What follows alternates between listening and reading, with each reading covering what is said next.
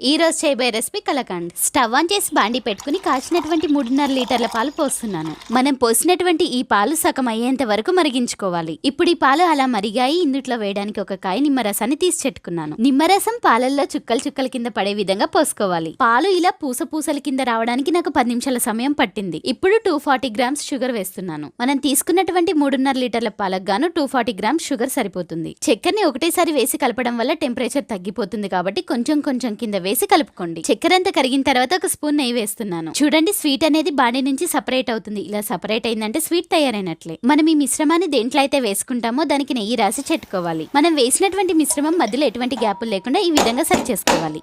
ఇప్పుడు దీన్ని ఒక 2 అవర్స్ పాటు పక్కన పెట్టుకోవాలి. దీన్ని ఇలా పక్కకు పెట్టి 2 గంటల సమయం అయ్యింది. ఇప్పుడు దీన్ని ఓపెన్ చేస్తున్నాను. చూడండి, మనం చేసుకున్నటువంటి ఈ కలాకండ్ పూసల కింద ఎంత బాగా వచ్చిందో. ఎన్నో రుచికరమైన రెసిపీస్, అందుట్లో ఇవి కొన్ని. మీరు తప్పకుండా ట్రై చేస్తారని ఆశిస్తున్నాను.